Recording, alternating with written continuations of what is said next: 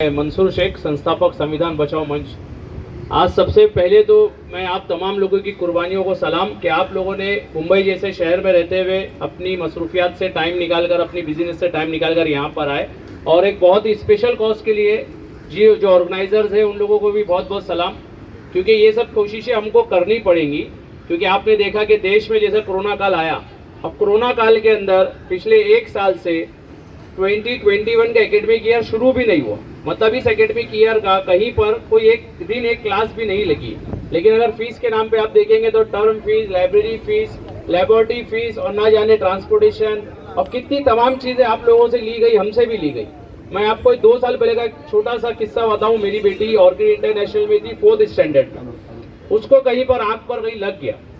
जब वो घर पे आई 3 साढ़े तीन बजे तकरीबन 3:30 को छुट्टी है स्कूल, जब उसकी मम्मी उसको लेके आई तो वो रोने लगी अचानक। तो हम लोगों ने पूछा क्या हुआ, मेरी मम्मी भी फिक्रमंद हो गई। तो मैं गया, बेटा क्या हुआ? तो बोले कि कुछ लग गया स्कूल। मैं फौरन स्कूल गया कि क्या हुआ, क्या प्रॉब्लम हुआ। उन लोगों ने कम्प्लीटली डिनाई कर दिया उस इंसिडेंट को बताने से। तकरीबन 1.5 लाख एनुअल फीस लेते ऑर्किड इंटरनेशनल एक बच्चे की फर्स्ट सेकंड स्टैंडर्ड की। उन लोगों ने बताया नहीं उसको। फिर बाद में पता चला कि 11 बजे कुछ लगा था मेरी बेटी को वहाँ पर।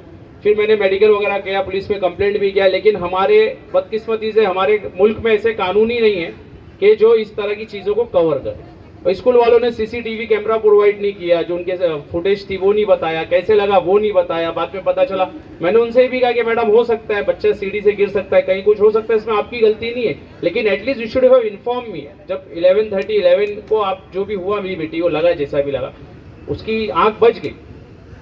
ये अच्छा हुआ, अगर आंख चली जाती तो कौन रिस्पॉन्सिबल होता? At least you should have inform me.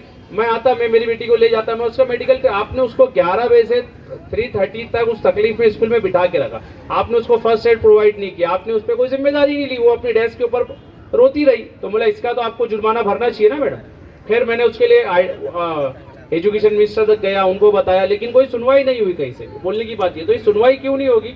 अब ये मुद्दा आ गया कोरोना काल के अंदर, हमारे सामने ये चीज़ें हैं कि आज जो लोग हैं, कोई रिक्शा चलाता है, कोई टैक्सी चलाता है, कोई कॉर्पोरेट जॉब्स में है, कोई किचन चलाता है, कोई मतलब अलग अलग व्यवसाय से हम लोग जुड़े हुए या जॉब से जुड़े हुए, लेकिन अचानक लॉकडाउन लग जाता है कैसी महामारी के चलते। और वो लॉकडाउन के बाद में हर आदमी की अपनी जो इनकम है वो लिमिटेड हो जाती है या खत्म हो जाती है। आज जो रिक्शा चलाने वाले, टैक्सी चलाने वाले, बसेस में काम कर रहे, कॉर्पोरेट जब जॉब पे ही नहीं जाएंगे, जो ऑनलाइन भी वर्क टू होम जिन लोगों ने किया, उनको भी पूरी सैलरी नहीं मिली है, बहुत कट कटा सैलरी मिली है। तो वो लोग जो अपने एक्सपेंसेस है वो कैसे पूरे करेंगे? वो बच्चों की फीस कैसे देंगे? अच्छा, वो फीस जो बच्चों ने, उसकी कोई फैसिलिटी नहीं दी। हम जब कोई चीज़ की फी पे करते हैं तो हम उसके बदले में कुछ फैसिलिटीज लेते हैं, और यहाँ तो हमसे वो फीस भी नहीं मांगी जा रही, हमसे टर्म फी, लेबोरेटरी फी, लाइब्रेरी फी, पता नहीं क्या क्या चीज़ें मांगी जा रही। और आज सबसे बड़ी मतलब सरकार से हमारी विनती है कि सरकार इस पे कोई ऑर्डिनेंस लाए जल्द से जल्द। महाराष्ट्र सरकार, उद्धव ठाकरे जी से हमारी विनती है, महाराष्ट्र विकास आघाड़ी से, कि एक ऐसा ऑर्डिनेंस लाए तो कि स्कूल वालों का जो प्राइवेटाइजेशन है ये बहुत लिमिटेड हो। इसके लिए कोई बाज़ाब्ता कानून बनाए गवर्नमेंट, क्योंकि ये जो साम्राज्यवादी ताकतें हैं, ये आप सोचिए, पहले 25 साल पहले हिंदुस्तान के अंदर एक ही माध्यम था स्कूल का, एक ही स्कूल में सब तमाम ज़्यादातर लोग पढ़ते थे, बहुत कम प्राइवेट स्कूलें थी। और वही स्कूलों से पढ़ के डॉक्टर APJ कलाम, डॉक्टर मनमोहन सिंह, अटल बिहारी वाजपेयी, बहुत से स्कॉलर, बहुत से साइंटिस्ट सब निकले वहाँ से।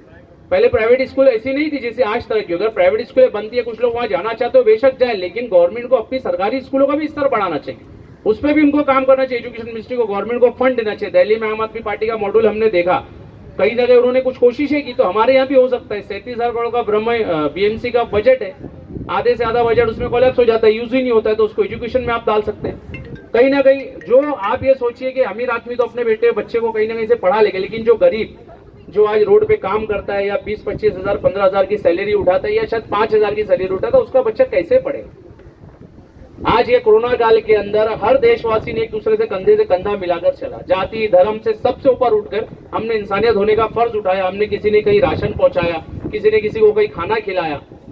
हमारे यहाँ तो हम लोगों ने काफी राशन वगैरह डिस्ट्रीब्यूट किया, खाना खिलाया। मेरे को एक फोन आया हमारी किसी बहन का, तो वो अपने घर में खाना बना रही थी, तो उसके पास प्लेट्स नहीं थी डिस्ट्रीब्यूट कर। उसने देखी कि नीचे काफी 20-25 बैगर्स अवेलेबल, मतलब बैठे हुए। अब उनको खाना तो बना दी बेचारी, लेकिन उसके पास 20-25 प्लेट्स नहीं थी, वो दे तो कैसे? तो उसको पता था कि ये लोग सोशली एक्टिव है, तो उसने मुझे फोन की कि आप मेरे को प्लेट दे सकते हैं क्या? तो बोला नहीं, प्लेट नहीं, मैं आपको खाना प्रोवाइड कर दूंगा। बोले नहीं, मुझे सिर्फ यूज एंड थ्रो प्लेट्स चाहिए। खैर मैंने जब वहाँ जाके प्लेट दिया तो मुझे पता चला कि वो जब अपनी बिल्डिंग से देख रही थी कि यहाँ पर इतने बैगर्स जमा है 25-30, तो उनको खाना देना था, खाना उसने बनाई थी। तो ये जो इंसानियत का जज्बा था, ये हर हिंदुस्तानी ने, हर मुंबई कर ने एक दूसरे को सपोर्ट किया है। लेकिन जब स्कूलों की बात आती है तो वो सीधा सीधा ये कहते हैं कि हमको पूरी फीस देना पड़ेगी, आपको हमारी बसेस की EMI पेंडिंग है, हमारे टीचर्स की सैलरी पेंडिंग है। अरे भैया, आपकी तो हमारी सैलरी कहाँ से आ गई? आज लॉकडाउन हटने के बाद नवंबर 2-3 महीने से ही ये एक सिस्टम जो है थोड़ा रूटीन पे आने की कोशिश हो रहा है। कल ही मेयर ऑफ मुंबई किशोरी पेडनेकर ने कहा है ये लॉकडाउन वापस से लगाया जा सकता है, क्योंकि मुंबई में हालात फिर से थोड़े खराब हो रहे हैं, हमको उसमें संयम बरतने की जरूरत है। तो ऐसे हालात में जब हम ये कोशिश कर रहे हैं कि हम किसी तरह अपनी गाड़ी को पटरी पर लाएं, ये लोग सरासर सीधा सीधा जुल्म कर रहे हैं और हमको ये बताने की कोशिश नहीं, हमको अब तो आपसे पूरी फीस लेंगे। तो ये हमको समझना होगा, छोटी मोटी लड़ाई नहीं है, बहुत लंबा लेके जाना पड़ेगा आपको उसको। और ये जो साम्राज्यवादी ताकतें हैं, इनसे हमको निपटना होगा। आप ये मत सोचिए कि आज हम फीस नहीं देंगे तो हमारे बच्चे के साथ क्या होगा, कुछ नहीं होगा। जो हमारे बच्चा मेहनत करेगा, उसके मुकद्दर में रहेगा, वो उसको जरूर ईश्वर देगा, आप उसकी चिंता मत कीजिए। हमको सबसे बड़ी ताकत ये है कि हमको यूनाइटेड होकर इस जुल्म के, ज्यादती के खिलाफ लड़ना पड़ेगा। आज जब भारत आजाद हुआ, एक महान लोकतंत्र बना, तो एक बात सबसे ज्यादा कही जाती थी कि अब राजा का बेटा राजा नहीं बनेगा, राजा वो बनेगा जो हकदार होगा। लेकिन क्या आज इस संदर्भ में हम वो बात कह सकते हैं? आज नहीं कह सकते हम लोग बात, क्योंकि आप देखिए जो बड़े बड़े लोग हैं, बड़ी बड़ी स्कूलों में जाते हैं, जो बेचारे गरीब है, मजदूर तबका है, वो अपने बच्चों को कौन सी एजुकेशन दे पाता है? आज वो कैसे, उनके पास खुद के पास मोबाइल नहीं है, प्लस अवेयरनेस नहीं है, एजुकेशन नहीं है। वो माँ बाप जो बेचारे खुद मोबाइल को नहीं समझ पाते कि MI का फोन क्या होता है, सैमसंग का क्या होता है, एप्पल क्या होता है। आज आप उनसे कहेंगे कि आप लैपटॉप लीजिए, आप कंप्यूटर्स दीजिए अपने बच्चों को, कहाँ से कैसे प्रोवाइड करेंगे वो लोग, जिनके खाने तक के, मतलब मैं तो ग्राउंड लेवल पे हमने देखा है कि जिनके पास रोटी तक खाने के लिए पैसे नहीं, प्लस किसी के बुजुर्ग हॉस्पिटल में है, किसी के तो मतलब मैंने ऐसे केसेस देखा कि एक ही फैमिली में 2 भाई थे, दोनों का देहांत हो गया। तो वो लोग कैसे, मतलब क्या कर सकते अपने बच्चों? कम से कम आखिर में मैं यही कहना चाहूंगा कि स्कूलों को भी ये समझना चाहिए कि ये देश, पूरा विश्व जो कोरोना काल से गुजरा है, ये बहुत ही घातक समय है पूरी इंसानियत के लिए। कई लोग हमारे साथ पिछले साल थे जो आज नहीं है हमारे साथ, कई ऐसे घर वाले थे बेचारे जिनके, कई छोटे छोटे बच्चे जिनके माँ बाप नहीं। तो ये एक दूसरे के कंधे से कंधा मिलाकर चलने का समय। सरकार से भी ये विनती है, सरकार ऐसा ऑर्डिनेंस लाए जो ऐसी साम्राज्यवादी नीतियां बनाने वाली स्कूल है, ताकि उन पर अंकुश ले।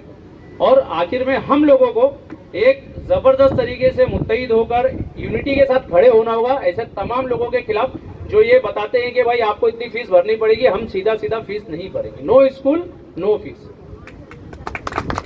धन्यवाद।